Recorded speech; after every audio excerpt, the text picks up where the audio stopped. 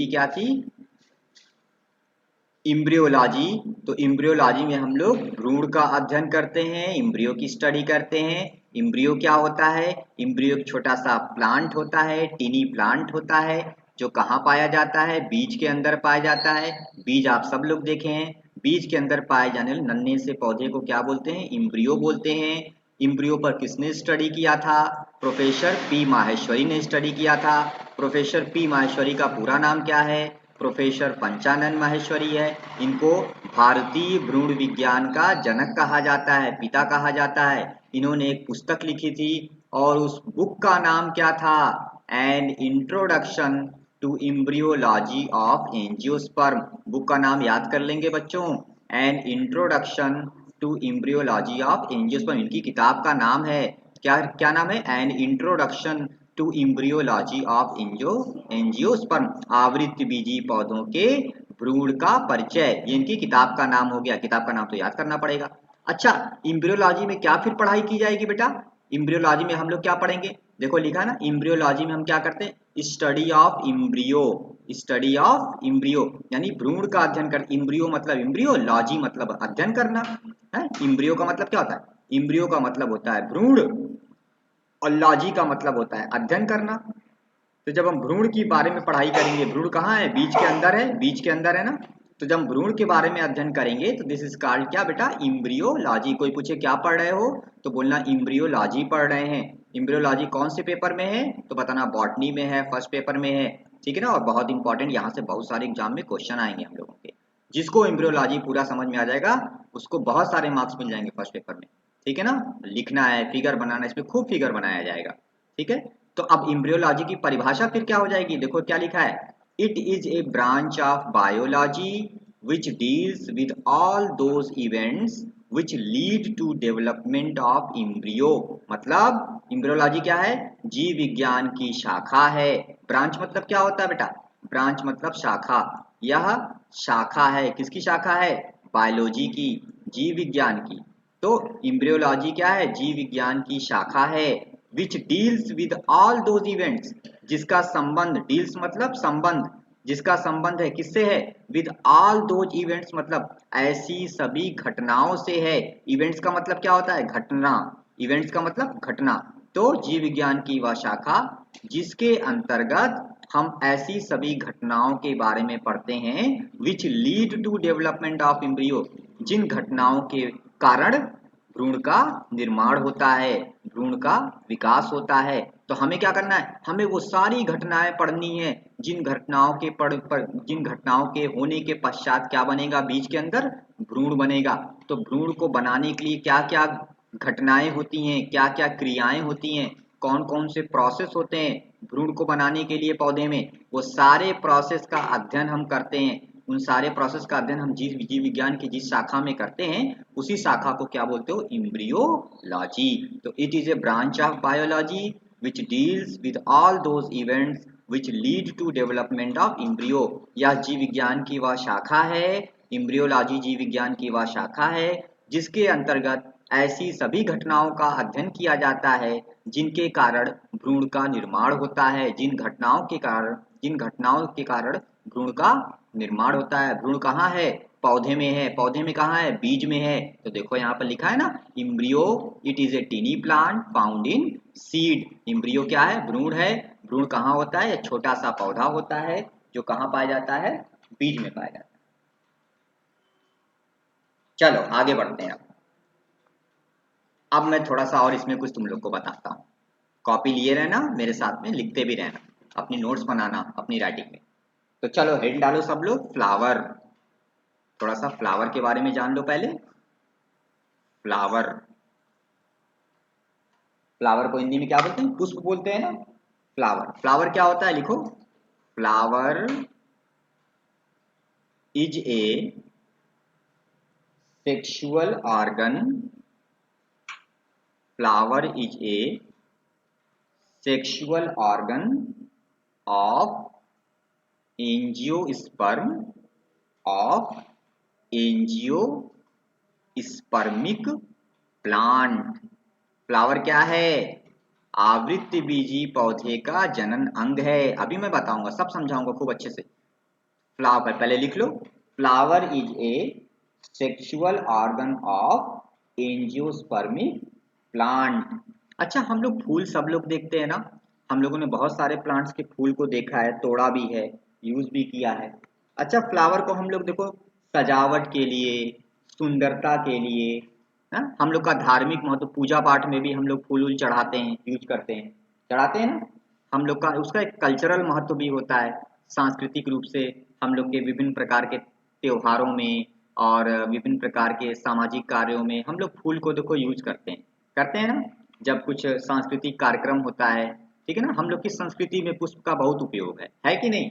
तो फ्लावर का उपयोग कहाँ है, हम लोग वैसे फ्लावर का उपयोग कहाँ करते हैं, सजावट में करते हैं, सुंदरता बढ़ाने के लिए करते हैं, सुंदर होते हैं फ्लावर, अलग अलग रंग के होते हैं, खुशबू होती है, तो हम लोग सुंदरता के लिए भी इसको यूज करते हैं, इसका महत्व है, धार्मिक महत्व भी है, सांस्कृतिक महत्व भी है। तो पुष्प का कहाँ कहाँ महत्व हो गया, सजावट में, सुंदरता में, धार्मिक महत्व, सांस्कृतिक महत्व, ये सब तो होता ही है। लेकिन अपने बॉटनी में क्या पढ़ना है, अपने बॉटनी में फ्लावर क्या होता है, अपने बॉटनी में फ्लावर को क्या बोलेंगे, flower is a sexual organ of angiospermic plant. यानी एंजियोस्पर्मिक मतलब जानते हो, आवृत्ति बीजी पौधे। आवृत्ति पूरे पूरे बीएससी सेकेंड ईयर में तुम लोग को खाली आवृत्ति बीजी पौधा ही तो पढ़ना है।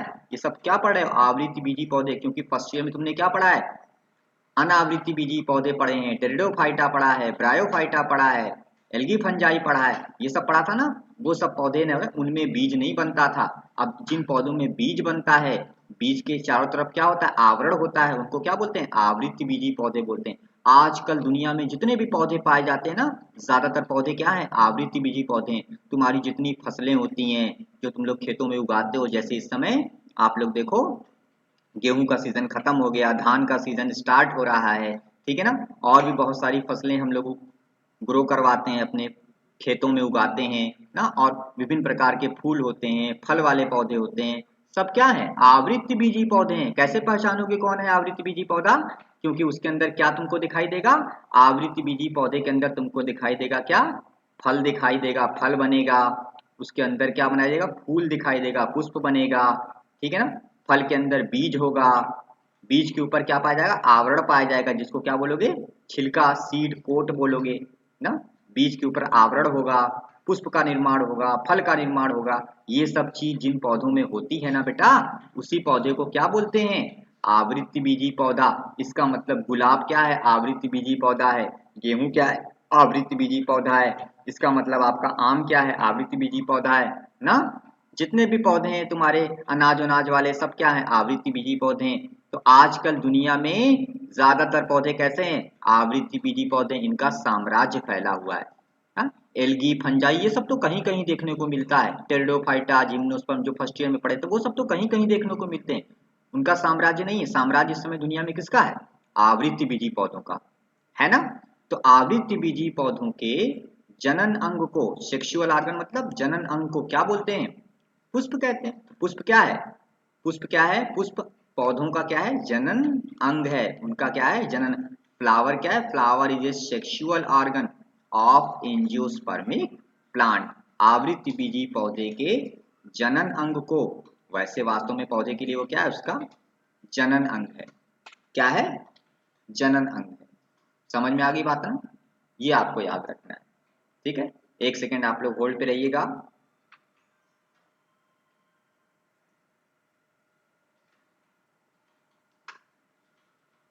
आगे बढ़ते हैं, आगे बढ़ते हैं। अगर आप लोगों को मेरी आवाज नहीं आ रही होगी तो अभी आने लगेगी, ठीक है।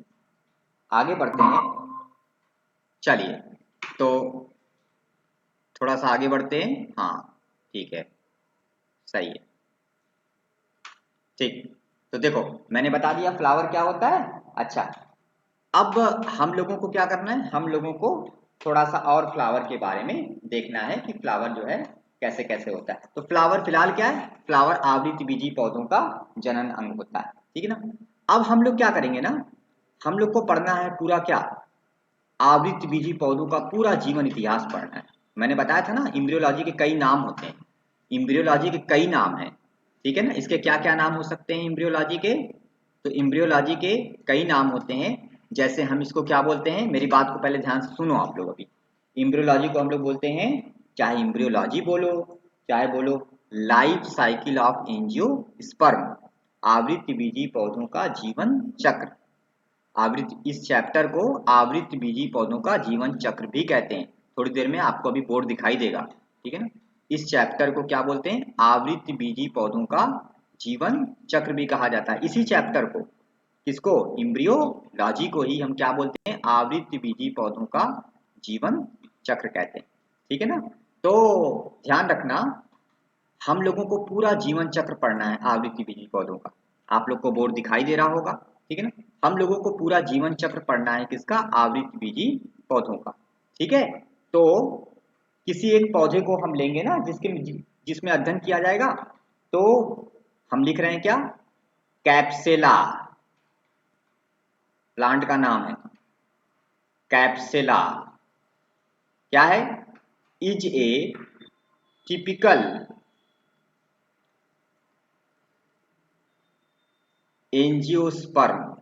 Angiospermic plant.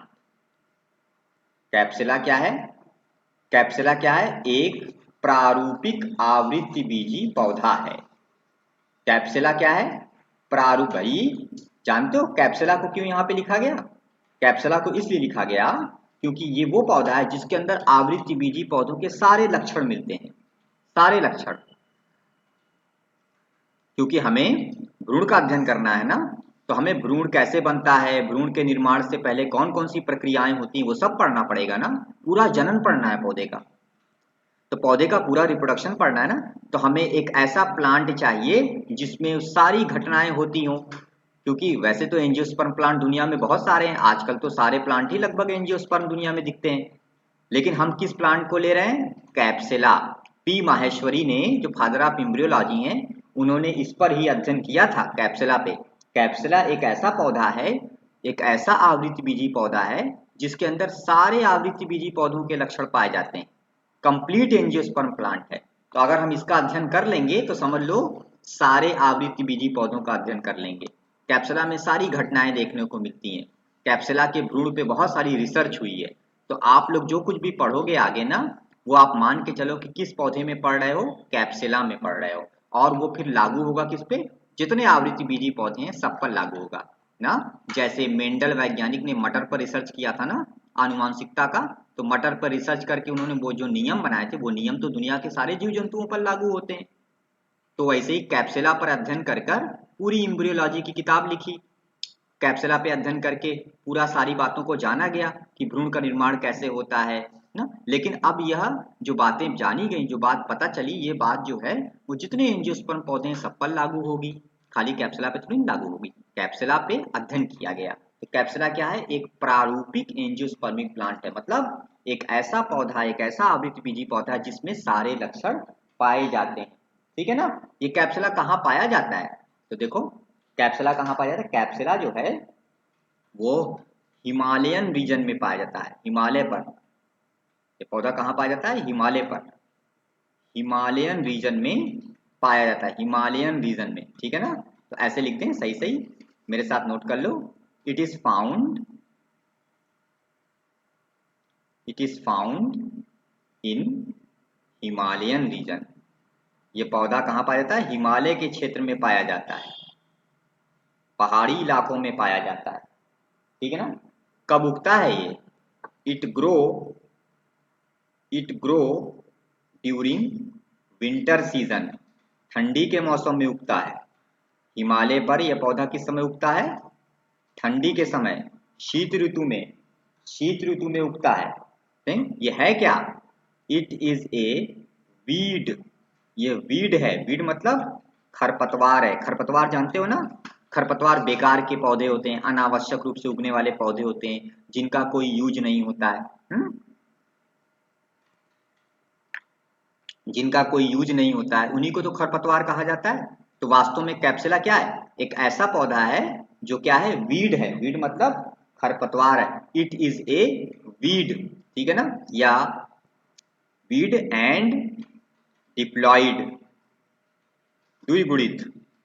It is A weed and diploid plant. यह एक क्या है? द्विगुणित पौधा है, डिप्लॉइड प्लांट है, और खरपतवार है। कब उगता है ये? ठंडी के सीजन में उगता है। कहाँ उगता है? हिमालय के क्षेत्र में उगता है। इसका नाम क्यों पढ़ रहे हैं हम लोग? दुनिया में तो बहुत सारे एंजियोस्पर्म प्लांट है, आम है, नीम है, गेहूं है, धान है, चावल है, तमाम फूल हैं, गुड़हल, गुलाब, कोई भी ले लेते। कैप्सुला क्यों लिया?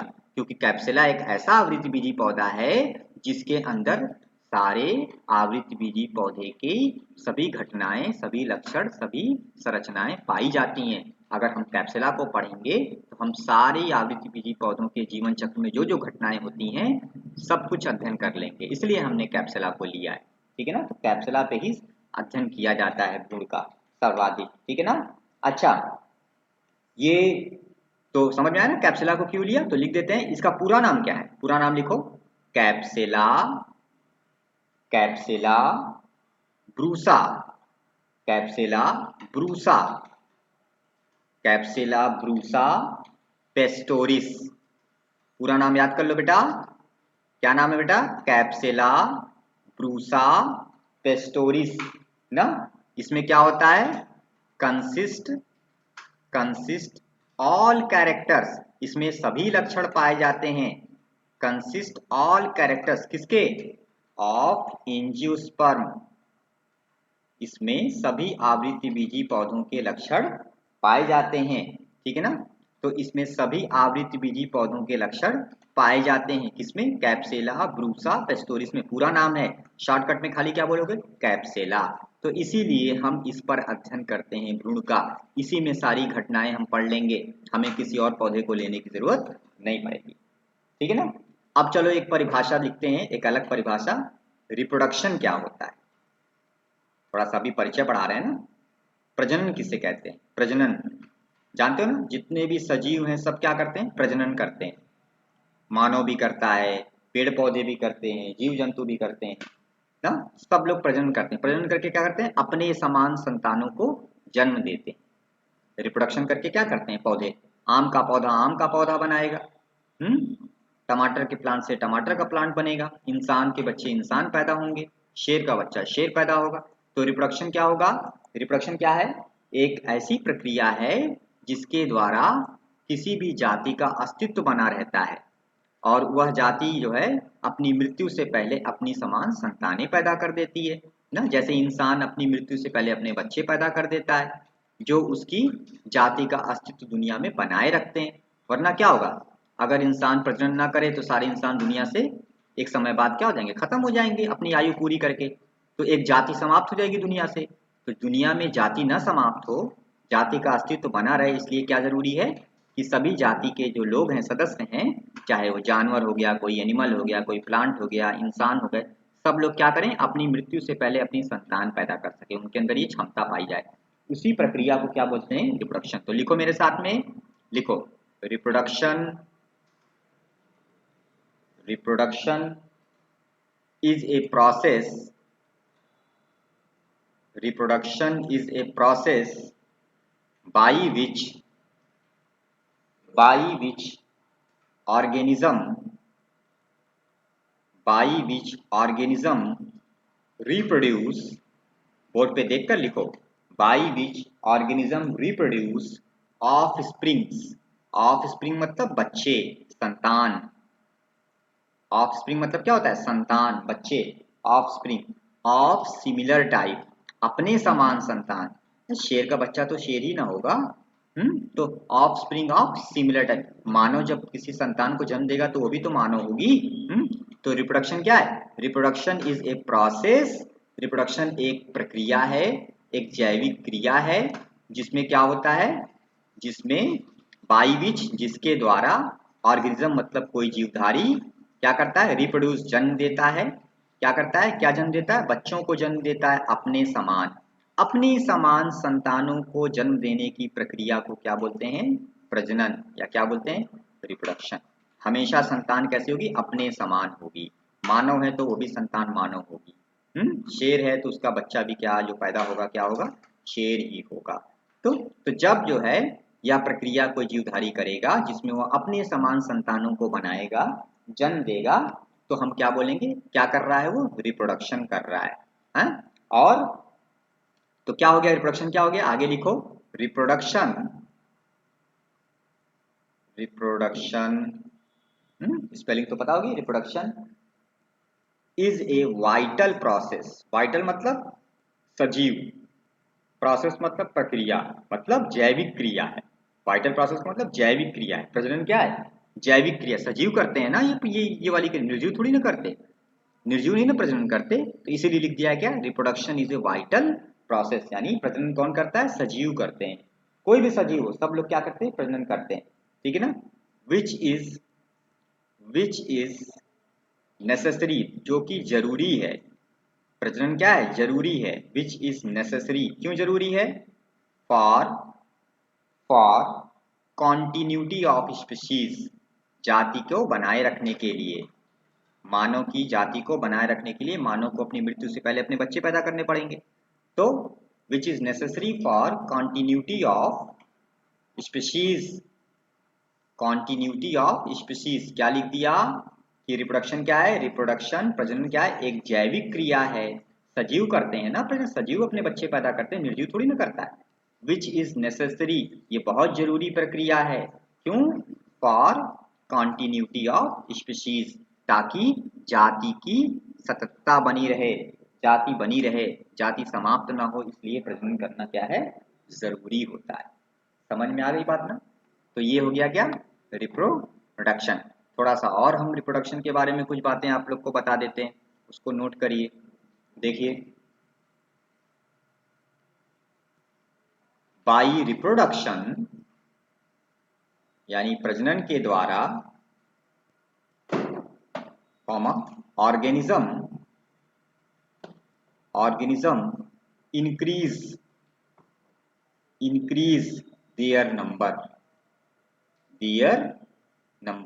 यानी प्रजनन के द्वारा क्या होता है? संख्या बढ़ती है। प्रजनन के द्वारा जीव क्या करते हैं? अपनी संख्या को बढ़ाते हैं। आबादी बढ़ेगी ना, जब प्रजनन होगा, बच्चे पैदा होंगे तो आबादी बढ़ जाएगी, संख्या बढ़ जाएगी ना, 1 से 2 हो जाएंगे। तो by reproduction organism increase their number, यानी प्रजनन के द्वारा क्या होता है? प्रजनन के द्वारा जीवधारी जीव क्या करते हैं? अपनी संख्या को बढ़ाते हैं। और एक पॉइंट और लिख लीजिए कि बाई सेक्सुअल रिप्रोडक्शन, जब लैंगिक प्रजनन होता है, लैंगिक प्रजनन में क्या होगा? गैमीट बनेगा ना, अभी आगे पढ़ाएंगे। By sexual reproduction variation, comma लगा के लिखो, वेरिएशंस डेवलप। लैंगिक जनन के द्वारा क्या विकसित, क्या बनता है? वेरिएशंस डेवलप्स, विभिन्नताएं आती हैं। लैंगिक जनन के द्वारा क्या आती हैं? विभिन्नताएं आती हैं। विभिन्नता समझ रहे हो? तुम अपने मम्मी पापा की एकदम फोटोकॉपी नहीं हो ना। जैसे तुम्हारे मम्मी पापा हैं, तुम उनकी फोटोकॉपी थोड़ी ना हो। तुम्हारा अलग रंग रूप है, तुम्हारा अलग, आप हाँ उनसे मैच करते हो, लेकिन उनकी फोटोकॉपी नहीं हो ना। तो वेरिएशन इसको कहते हैं, विभिन्नताएं कहते हैं। तो जब भी कोई जीव क्या करेगा? लैंगिक जनन करेगा, सेक्सुअल रिप्रोडक्शन करेगा, तो जो संतानें बनेगी वो कैसी बनेगी? अलग बनेगी, उनमें कुछ वेरिएशन आएगा, कुछ विभिन्नताएं आएंगी। तो sexual reproduction by sexual reproduction क्या आएंगी? विभिन्नताएं आएंगी ना, विभिन्नताएं बनती हैं। जब भी अलैंगिक जन्म में विभिन्नता नहीं आती, अलैंगिक जन्म में जैसा माता पिता वैसे ही संतान भी आती है, फोटोकॉपी एकदम। लेकिन लैंगिक जन्म कौन करता है? आवृत्ति विधि पौधे करते हैं, मानव करता है, जो विकसित जीव जंतु होते हैं वो लोग लैंगिक जन्म करते हैं। तो लैंगिक जन्म के द्वारा क्या होगा? विभिन्नताएं आती हैं, विभिन्नताएं बहुत जरूरी होती हैं, विभिन्नताएं आती हैं, ठीक है ना। यही विभिन्नताएं जो होती हैं, इन्हीं से क्या होता है? अनुकूलन होता है। तो आगे लिखो, by variation, by variations, by variations, comma, organism organism organism organism develop develop adaptation, adaptation अनुकूलन, एडॉप्ट ए डी ए रहेगा, ADAPTATION, एडॉप्टेशन स्पेलिंग ADAPTATION। जब विभिन्नताएं आएंगी तो विभिन्नताओं से क्या होगा? अनुकूलन आएगा ना। जब विभिन्नताएं आएंगी तो अनुकूलन मतलब कि हर प्रकार के, जैसा भी हमारा पर्यावरण है, जैसा भी हमारा वातावरण है हम उसी के अनुसार अपने आप को ढाल लेते हैं, जिससे हम क्या होते हैं, जीवित रहते हैं और हमें कोई समस्या नहीं आती, हमारा अस्तित्व बना रहता है। तो जब विभिन्नताएं आएंगी तो उससे आगे चलकर क्या आएगा, अनुकूलन आएगा। तो bye variation organism develop adaptation, ठीक है ना। और एडाप्टेशन जो होगा, आप फुल स्टॉप लगा के लिखो आगे, एडाप्टेशन। एडाप्टेशन मतलब अनुकूलन। अनुकूलन क्या करता है, इंक्रीज। अनुकूलन क्या करता है, बढ़ाता है। क्या बढ़ाता है, देयर सर्वाइवल, उनकी उत्तरजीविता को बढ़ाता है। मतलब वो जिंदा रहेंगे ना, तो उसके लिए अनुकूलन होना बहुत जरूरी है भाई। अनुकूलन नहीं होगा तो आप तो मर जाओगे फिर। अगर आप अपने एनवायरमेंट, अपने पर्यावरण में अपने आप को सामंजस्य नहीं बिठा पाओगे, बहुत ज़्यादा ठंडी है और आप उस ठंडी में बहुत ज़्यादा अपने आप को अगर सामंजस्य नहीं बिठा पाओगे, उस ठंडी में आपका शरीर जो है वो अनुकूलन नहीं कर पाएगा, तब तो आपकी मृत्यु हो जाएगी। बहुत गर्मी है तो भी मृत्यु हो जाएगी। तो अनुकूलन होना जरूरी है। जब हम अपने वातावरण के हिसाब से अपने शरीर में परिवर्तन लाते हैं, ताकि हम उस वातावरण में अपने आप को जीवित रख पाए, ताकि हम जिंदा रह पाए। सर्वाइवल का मतलब क्या होता है, जीवित रखना अपने आप को, ठीक है ना। अपनी उत्तरजीविता, अपने आप को जिंदा रखने के लिए। तो हम हमारी हमारी उत्तरजीविता तभी बढ़ेगी जब हम क्या करेंगे, अनुकूलन करेंगे। हमारी उत्तरजीविता तभी बढ़ेगी, हम तभी जिंदा रहेंगे दुनिया में, जब हम क्या करेंगे, अनुकूलन करेंगे, यानी वातावरण के हिसाब से अपने अंदर परिवर्तन करेंगे ताकि हम जिंदा रह पाएं। और अनुकूलन कब आएगा, अनुकूलन आएगा किसके द्वारा, विभिन्नताओं के द्वारा। अनुकूलन कब आएगा, जब हम में क्या पाई जाएंगी, विभिन्नताएं पाई जाएंगी। विभिन्नताएं कैसे आएंगी, लैंगिक जनन, क्योंकि हम लोग किससे बने हैं, सेक्सुअल रिप्रोडक्शन से बने हैं ना। आवृत्ति बीजी पौधे भी लैंगिक जनन से बनते हैं और मानव भी किससे बनता है, लैंगिक जनन से बनता है। जितने विकसित जीव जंतु, मानव, पेड़ पौधे सब क्या करते हैं, लैंगिक जनन। तो लैंगिक जनन से क्या आती हैं, विभिन्नताएं, संतानों में क्या आती हैं, विभिन्नताएं आती हैं। और विभिन्नताएं आगे चलकर, विभिन्नताओं से आगे चलकर क्या होता है, अनुकूलन आता है। विभिन्नताओं से आगे चलकर जीवधारी क्या करते हैं, अनुकूलन अपने अंदर लाते हैं, विभिन्नताएं अनुकूलन लाती हैं। और अनुकूलन के कारण क्या होता है, उत्तरजीविता बढ़ती है, यानी हम अपने आप को जिंदा रख सकते हैं लंबे समय के लिए, ठीक है ना। तो कुल मिला के एडाप्टेशन हो गया। और एक चीज और अनुकूलन की, और कि जो वेरिएशन होता है, वेरिएशंस मतलब विभिन्नताएं जो होती हैं, वेरिएशंस आर नेसेसरी, वो जरूरी होती हैं, necessary for for evolution. Evolution मतलब विकास, एवोल्यूशन मतलब विकास, जय विकास, ठीक है ना। तो विभिन्नताओं से और आगे चलकर क्या आता है, विकास होता है हम सबका, नई नई जातियां बनती हैं, ठीक है ना। तो नई नई जातियों के बनने को क्या बोलते हैं, एवोल्यूशन बोलते हैं। तो विभिन्नताओं से क्या आता है बेटा, विभिन्नताएं जरूरी हैं, किस लिए जरूरी हैं, विकास के लिए। ये सब याद रखना, बहुत बहुत इंपॉर्टेंट चीजें, ये सब बार बार आएगा ना। लेक्चर को बार बार, इस लेक्चर को बार एक बार दोबारा से सुन लेना। तो variations are necessary for evolution, यानी विभिन्नताएं आगे चलकर क्या करती हैं, विकास करती हैं।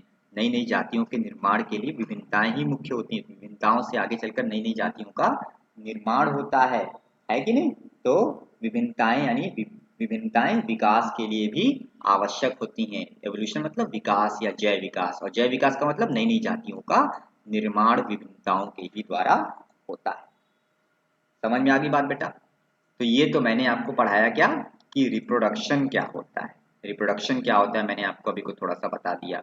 अभी मैं थोड़ा सा आपको फ्लावर के बारे में बता रहा था ना, फ्लावर के बारे में बता रहा था।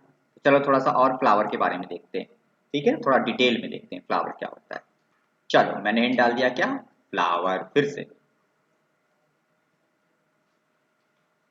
फ्लावर, फ्लावर है क्या, पहले लिखो तो। देखो, a it is a modified shoot. पहले लिख डालो फिर हिंदी बताते हैं, समझाते हैं। It is a modified shoot with with determinant, determinate, DETERMINATE,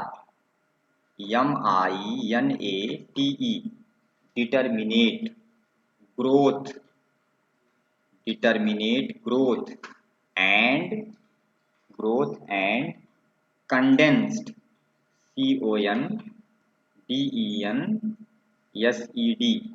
condensed condensed internodes condensed पहले लिख डालो बेटा सब लोग condensed internodes in which leaves यानी पत्तियां leaves are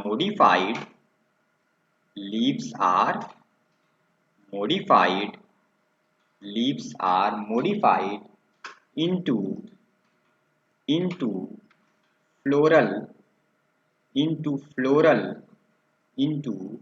floral whorls floral whorl मतलब चक्र होता है चक्र WHORLS whorls floral whorls like जैसे कि like petal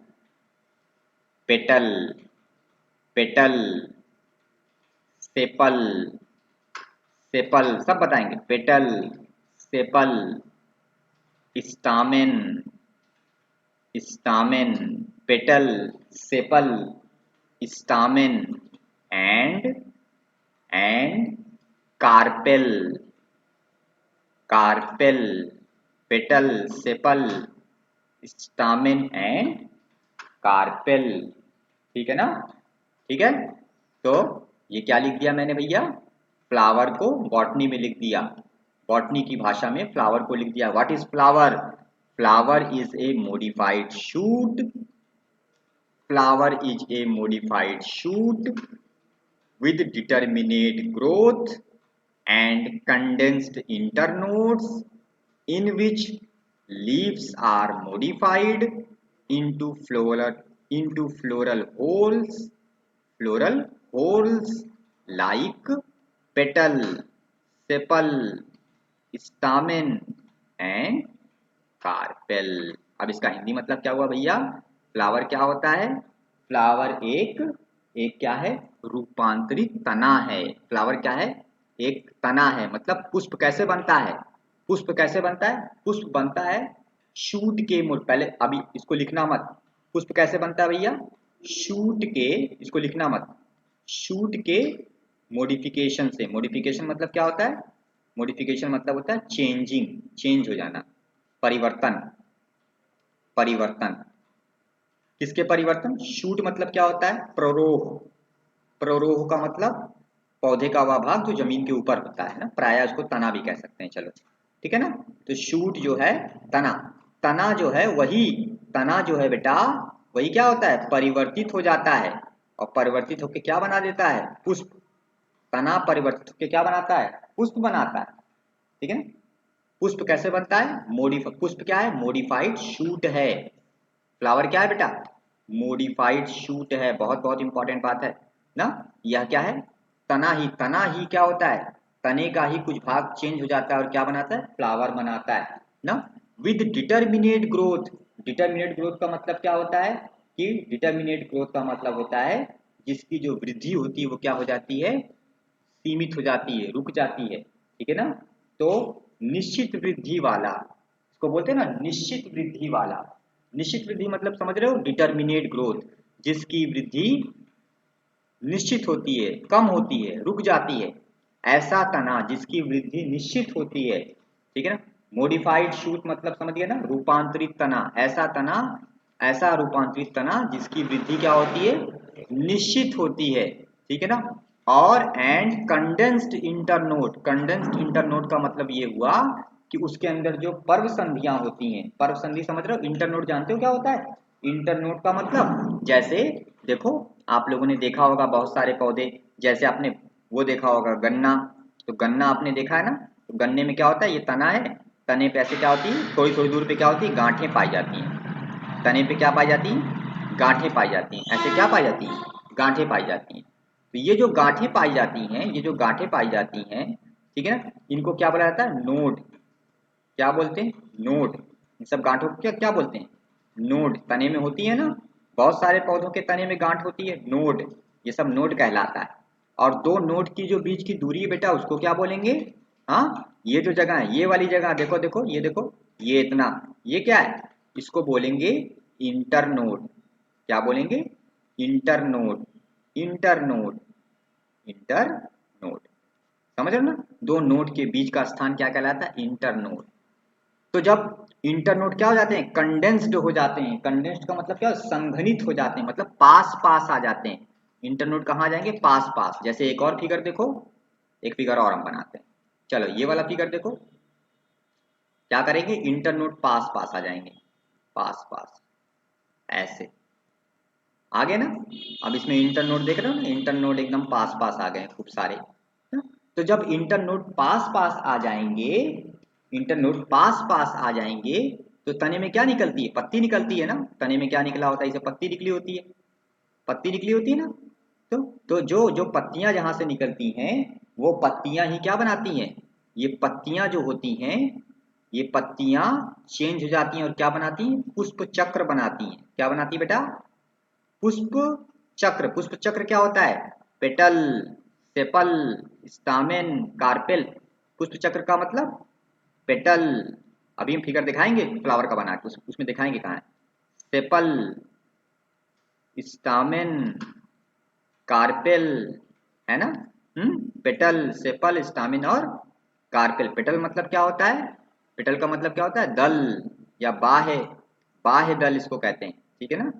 बाह्य दल, हिंदी पहले सुन लो ऐसे ही। सेपल मतलब पंखुड़ियां, दल। स्टामिन मतलब पुंकेसर, पुंकेसर। कार्पेल मतलब स्त्री केसर। सुना है ना ये सब? फूल में होता है ना ये सारे भाग? तो वही सब चक्र कहलाते हैं। हर एक भाग को क्या बोलते हैं? चक्र बोलते हैं। होर्ल। चक्र को इंग्लिश में क्या बोलते हैं? यहाँ पे होर्ल बोलते हैं। यहाँ लिखा है ना ऊपर परिभाषा में, होर्ल। ठीक है ना? चक्र, कितने चक्र होते हैं फूल में? 4। पहला पेटल, दूसरा सेपल, तीसरा पुंकेसर यानी स्टामेन, चौथा कार्पेल। ये चक्र किससे बनते हैं? ये चक्र किसके किसके द्वारा बनते हैं विकास के दौरान? पत्तियों से बनते हैं। जो पत्तियां होती हैं वही तो बनाती हैं क्या? पेटल, सेपल, स्टामेन, इन सब बनाती हैं, ठीक है ना? और वो पत्तियां जहाँ पे होती हैं, उस स्थान पे इंटरनोड बहुत पास पास में होते हैं। तो कुल मिला के इतना समझो खाली कि जो फ्लावर होता है, फ्लावर जो होता है, उसमें क्या होता है? पर्व जो होते हैं। पर्व का मतलब, पर्व का मतलब जो नोड होते हैं, नोड, ठीक है ना? वो नोड क्या होते हैं? वो बहुत पास पास, मतलब सब पास पास आ जाते हैं। नोड बहुत करीब करीब में आ जाते हैं, संघनित हो जाते हैं, इसको हिंदी में बोलते हैं। उसी को इंग्लिश में यहाँ पे क्या लिखा हुआ है? यहाँ पे इंग्लिश में लिखा हुआ है कंडेंस्ड इंटरनोड। तो यहाँ पर क्या होता है? इंटरनोड, इंटरनोड क्या हो जाते हैं? संघनित हो जाते हैं। इंटरनोड मतलब पर्व संधियां, पर्व संधियां संघनित हो जाती हैं। वृद्धि क्या हो जाती है? डिटर्मिनेट मतलब रुक जाती है। ऐसा तना जिसकी वृद्धि रुक जाए, जिसकी पर्व संधियां पास पास आ जाएं, और उस तने की जो पत्तियां हैं वो किसमें चेंज हो जाती हैं? वो चेंज हो जाती हैं पुष्प चक्र में, यानी कि पेटल, सेपल, स्टामिन और कार्पेल में। समझे ना? ऐसा तना जिसकी वृद्धि क्या हो जाए? सीमित हो जाए, जिसके अंदर पर्व संधियां यानी इंटरनोड पास पास आ जाएं, और उस तने की पत्तियां किसमें चेंज हो जाएं? वो उस तने की पत्तियां पुष्प चक्र में परिवर्तित हो जाएं। पुष्प चक्र मतलब पेटल, सेपल, स्टामिन और कार्पेल, इसमें बदल जाएं, पत्तियां बदल जाएं। तो यही चीज, ऐसा तना क्या कहलाएगा? अब इसको तना मत बोलो भाई, जब इतना सब कुछ हो गया तो ये तना क्या कहलाएगा? फ्लावर कहलाएगा। क्या कहलाएगा बेटा? फ्लावर कहलाएगा। ठीक है? तो ये लिखने की जरूरत नहीं है, ये जो यहाँ पे बनाए हुए हैं, समझने के लिए लिख सकते हो, ठीक है ना? अपने मन से अगर लिखना चाहो तो लिख सकते हो, वरना कोई बात नहीं है, ठीक है ना? तो ये आपको याद रखना है, ठीक है ना? ये आपको याद रखना है। थोड़ा सा और कुछ बात बेटा, एक दो लाइन और आपको मैं बता दूं थोड़ा सा, ठीक है ना? देखो ध्यान दो कि जो जो एक, ठीक है ना, आगे लिख रहे हैं ए टिपिकल फ्लावर। टिपिकल मतलब पूर्ण रूप से जो पुष्प होता है, प्रारूपिक पुष्प ना, जिसके अंदर सारे भाग मौजूद होते हैं। A typical flower, typical flower, typical flower, या ऐसे बोलो टिपिकल बाइसेक्सुअल फ्लावर, द्विलिंगी, bisexual flower, typical bisexual flower consist 4 whorls, कितने चक्र पाए जाते हैं उसके अंदर, कितने भाग होते हैं, चक्र मतलब भाग, कितने भाग होते हैं, अभी अभी बताए थे ना, पत्तियों से बनते हैं, जो पत्तियों से बनते हैं ना चक्र, कितने होते हैं, 4 होते हैं। ठीक है, तो एक प्रारूपिक द्विलिंगी पुष्प में कितने भाग होते हैं, द्विलिंगी पुष्प मतलब पूर्ण विकसित पुष्प है, उसको कंप्लीट फ्लावर कहते हैं, उसके अंदर कितने भाग होते हैं, कितने चक्र होते हैं, 4 चक्र होते हैं, चक्र बोलो भाग बोलो, ठीक है ना। और एक बात और लिखना आगे कि जो क्या होता है, पेडिसल होता है, पेडिसल जान रहे हो, पेडिसल, पेडिसल मतलब क्या होता है, डंठल, पेडिसल का मतलब डंठल, फूल की जो डंठल होती है, फूल की डंठल, अभी हम फिगर बनाएंगे तो लिख देते हैं, पहले लिख लो मेरे साथ में, देखो pedicel, pedicel, pedicel apex, pedicel apex मानी पुष्प वृंत का जो शीर्ष भाग है, बिकम, पेडिसल एपेक्स बिकम, अगर आप लोग को मेरी आवाज नहीं आ रही होगी तो अभी आएगी, आप लोग परेशान मत रहिएगा, ठीक है ना। Pedicel apex become, pedicel apex become flat, कैसा हो जाएगा, चपटा हो जाएगा, become flat, O R R, O R R कैसा हो जाएगा, डोम शेप, डोम मतलब क्या होता है, गुंबद, गुंबद होता है ना, मंदिर मस्जिद में होता है ना, तो dome shape, dome shape, dome shape, ठीक है ना। On which, on which, on which all four holes, जिसके ऊपर सभी चारों चक्र जो हैं आर प्रेजेंट, उपस्थित होते हैं। समझ रहे हैं इसका मतलब कि जो पुष्प की डंठल होती है, उस डंठल का शीर्ष भाग कैसा हो जाता है, चपटा या गुंबद के आकार का हो जाता है, ठीक है ना। समझिए इसको, जैसे देखिए, ये देखिए, ये देखो, ये है क्या, पुष्प की डंठल है, तो ये ऊपर होके कैसी हो जाएगी, ऐसे हो जाएगी, कैसे हो जाएगी, ऐसे चपटी हो जाएगी, चपटी हो गई ना, तो पुष्प की डंठल क्या हो गई, ऊपर आकर ऐसे क्या हो जाएगी, चपटी हो जाएगी, या ऐसे हो जाएगी, या फिर कैसे हो जाएगी, ऐसे हो जाएगी, गुंबद की तरह, गुंबद कैसे होता है, ऐसे होता है ना, तो ऐसी हो जाएगी, ठीक है ना। या तो फ्लैट हो जाएगा, फूल की डंठल ऊपर से क्या हो जाएगी, फ्लैट हो जाएगी, या फिर कैसी हो जाएगी, गुंबद के आकार की, ऐसे हो जाएगी। फिर इसी के ऊपर क्या बनेंगे, पुष्प के चारों चक्र का निर्माण होगा। पुष्प के 4 चक्र कौन कौन से हैं, पेटल, सेपल, स्टामेन, कार्पेल, ये 4 भाग है ना, तो ये चारों भाग जो है, ये चारों भाग जो है वो इसके ऊपर जो है वो डेवलप होंगे, ठीक है ना, इसके ऊपर डेवलप होंगे, ठीक है।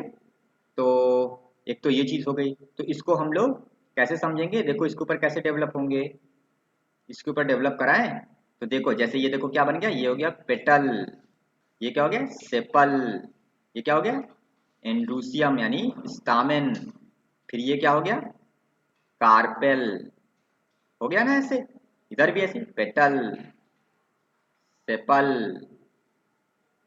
स्टामेन, कार्पेल बना ना, ये चक्र नंबर 1, ये पेटल है, ये क्या है, सेपल है, ये क्या है, स्टामेन है, और ये क्या है बेटा, carpel, petal, sepal, stamen, carpel, तो ये किस पे बना बेटा, ये क्या है, पेडिसल है, पेडिसल डंठल है, डंठल का ऊपरी भाग कैसा हो गया, चपटा हो गया, या फिर कैसा हो गया, गुंबद क्या आकार, डोम हो गया, डोम शेप, या फिर कैसा हो गया, चपटा हो गया, और इसी के ऊपर जो है क्या हो गए, चारों भाग जो होते हैं, चारों जो चक्र होते हैं, फोर होल्स होते हैं, वो प्रेजेंट होते हैं, पाए जाते हैं। तो चारों चक्र आपको यहाँ पे पेटल, सेपल, स्टामेन और कार्पेल सब बन गया ना इस पे। ये क्या है, ये कार्पेल है ना, स्त्री केसर बना यहाँ पे, पुष्प का ये वाला भाग हो गया, है कि नहीं।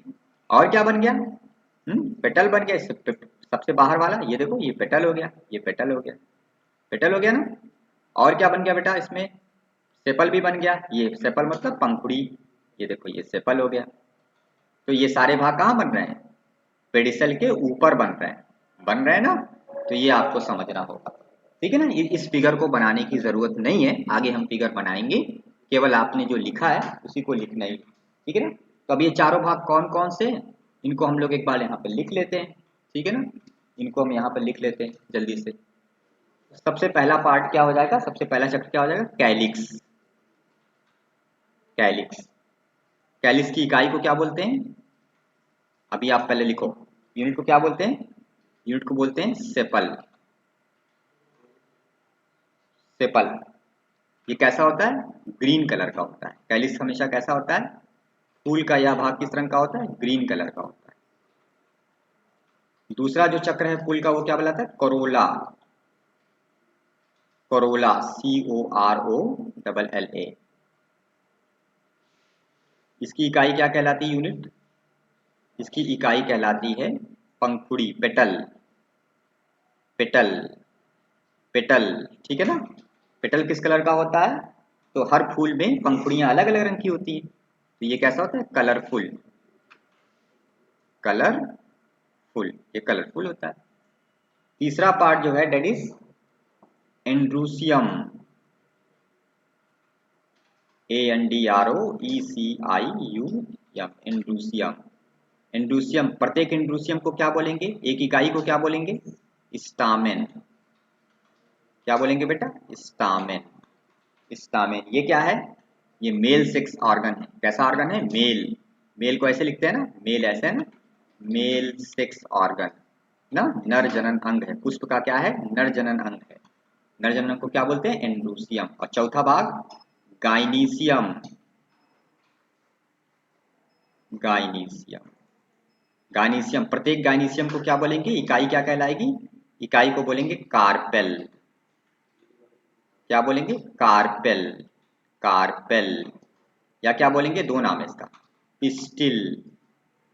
पिस्टिल, और ये क्या है बेटा, फीमेल सेक्स ऑर्गन। फीमेल का निशान ऐसे होता है ना, फीमेल सेक्स ऑर्गन, मादा जनन अंग।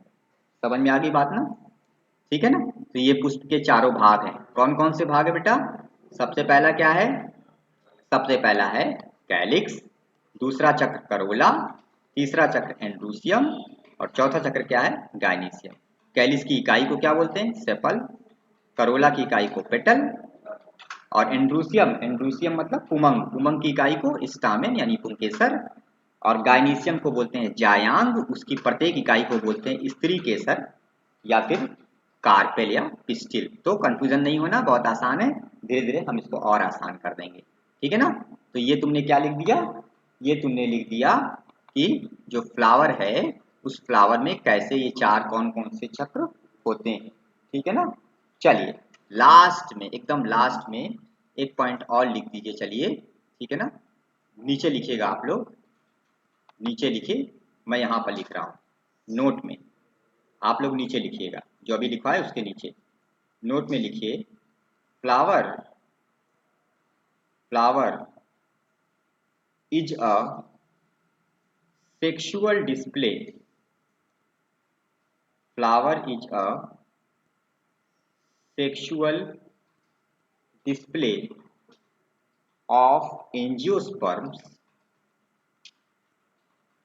नीचे लिखना आप लोग ना, flower is a sexual display of angiosperms which which increases, which increases increases its reproductive, which increases its reproductive, reproductive spelling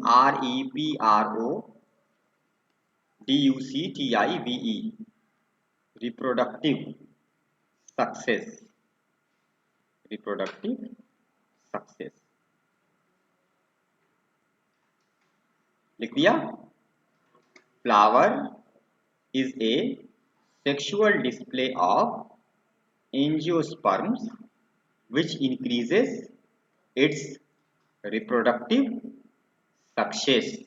क्या लिखा, flower is a sexual display of angiosperms which increases its reproductive success। मतलब कि जो पुष्प होता है, फूल होता है, वो क्या होता है, आवृत्तिबीजी पौधों का, आवृत्तिबीजी पौधों का क्या है, लैंगिक प्रदर्शन है।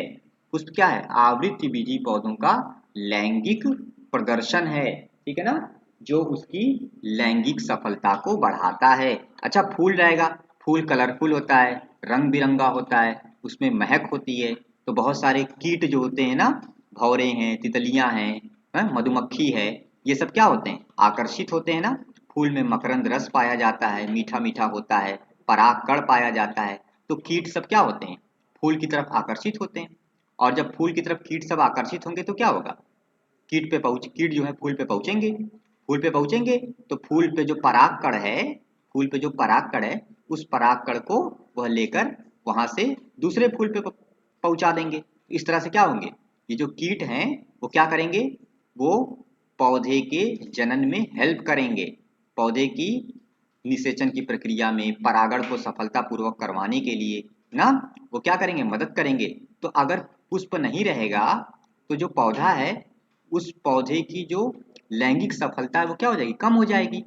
पौधा जो है वो जनन शायद उतना नहीं कर पाएगा, जनन जननी रूप, तो बोलते नहीं, रिप्रोडक्टिव रूप से वो शायद उतना सफल नहीं हो पाएगा, क्योंकि फूल जो है पौधे की क्या करता है, लैंगिक सफलता को बढ़ाता है, क्योंकि फूल रंग बिरंगा होता है, उसमें बहुत अच्छे अच्छे कलर होते हैं, फ्लावर के, अलग अलग पौधों के फ्लावर ना, उसमें परागकण होता है, अंदर नेक्टर होता है यानी मकरंद रस होता है, सब आगे पढ़ाएंगे, ठीक है ना। तो कीट लोग क्या होते हैं, आकर्षित होते हैं फूल की वजह से, पौधे की तरफ फूल की वजह से तो कीट लोग आकर्षित होते हैं। तो इसलिए क्या होता है, जब कीट आकर्षित होंगे, कीट फूल पे पहुंचेंगे तो वो क्या करेंगे, परागकणों को इधर से उधर लेके जाएंगे, जिससे क्या होगा, जनन की प्रक्रिया संपन्न होगी पौधे की।